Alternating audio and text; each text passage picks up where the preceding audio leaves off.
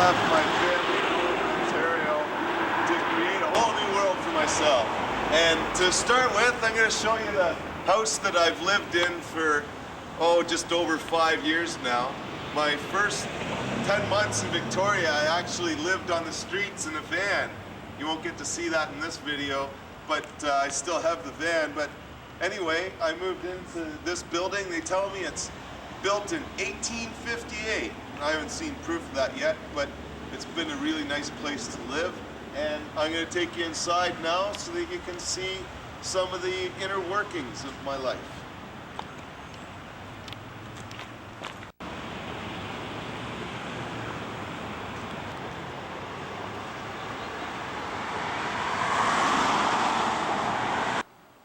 Hello again. We're inside the apartment. I'm going to show you the upstairs now. The apartment that I'm in, I've lived in for about 2 years. But the way I came to live here is actually, I moved in a young friend, Kathleen, when I lived in my van. Big guy, the van moves a lot of people. And we moved into this apartment here, number 7. And, moved her in, and then she moved out shortly after we set up an office for Hempology 101. And I moved in shortly after that, then the van broke down. Now the van's actually on cement blocks underneath a tree in Cobble Hill, where I sleep with a friend of mine just about every night. So I still have the van and still have the apartment. So 5 years, it's been pretty consistent, and we live in this apartment here, number 6. We should show you the front door first, as it's a beauty. Yeah, the polka dot door is real, folks, and you just never know the fun and games you can get into. So this is the apartment here.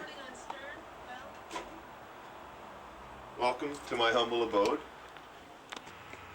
Okay, so here we are in what in some ways is my apartment, but is also technically being rented by Hempology 101 Society. We make our cookies here in the kitchen, and the staff uses this place, including myself, to relax and sleep the odd time. For 2 years, the Cannabis Buyers Club operated out of here, and for 3 years it operated out of the apartment, out of the hall. As you can see, it's really not that big of a space, and it crowds up really quickly, and many days it would be completely crowded in here. We had our filing cabinet here and the scales on the corner, and the room would pack up, and we would have to make sure that there was a space for people to come and go as they were being served. It was something that had its good days, had its bad days, like most things. Certainly it was pretty cramped, and we're much happier to be in the other space that you'll see. It's a much better place to be for the organization, but in the meantime, this place, served a lot of purposes, and a lot of people, gained from it, and it really helps me to have this little private space. We've painted it up and fixed it up a little bit since we've moved the club out, and this little space here helps keep my sanity for working with the general public, you might say. Speaking of the general public, we should probably pitter pack. You've seen the apartment, and it's actually the rest of my life that's more exciting than this at this point. So with that, we're going to walk down the street to my store.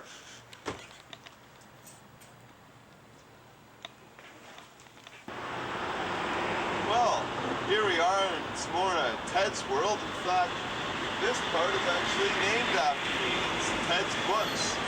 We moved out of the apartment in March into this location. It's just down the street, actually. You'll get a sense later, I think, about how close we are. But if you'll join me here, I'll show you some of the inner workings of my life. Okay, so here we are inside Ted's Books. As you can see, though, it's not all books. We have art that's made by members of the Buyers Club and other friends. One of them being Marie, and This pottery here that's displayed around the room is made by Marie. I know you can't see it all as well as you might like to, it's not in your hands, but certainly it is beautiful stuff, and it really brightens up our store here, having all this art with our book. Okay, so here we are, just inside Ted's books. As you can see, we've got more art out here, and we actually have a pretty fine selection of used and some new books, but mostly used. In fact, most of these books came from years ago when I used to work with Street Youth in downtown Victoria. We had a bookstore, amongst other things, at Inner City Youth Work Society, and Marie donated or bought a bunch of books and other things with some money, and now we're buying them off of Marie. So, they've been around through several stores in Victoria, but now they're here with a whole bunch of other donations and other stuff that we've collected together so that we have the appearance of a nice store. It's not something that we're really trying to hide. The police know what we're doing, Health Canada knows what we're doing, my manager knows what we're doing, the tourists don't know what we're doing. But come on in and you can see the rest. This is the main work site. We have a couple computer stations now. Here, I'll punch up my textbook for you. Uh-oh. I'm not the tech. Come on.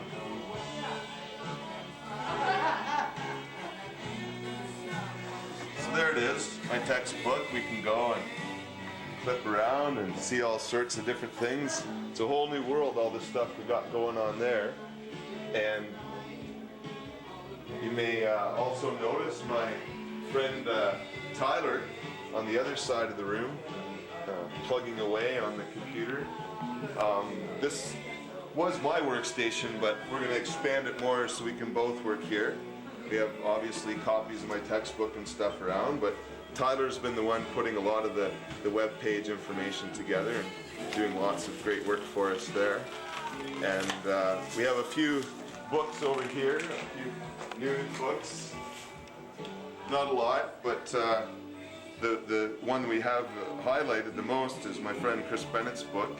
You've heard me talk probably a lot about Chris Bennett in the past, and he's a good friend of mine who has put together a really incredible book about the history of Prohibition. And so this here is where the headspace of the Buyers Club and my other activities happens. We do a lot of our work and thinking around here. And of course, though, the books, though, really aren't what covers the rent. This covers the rent.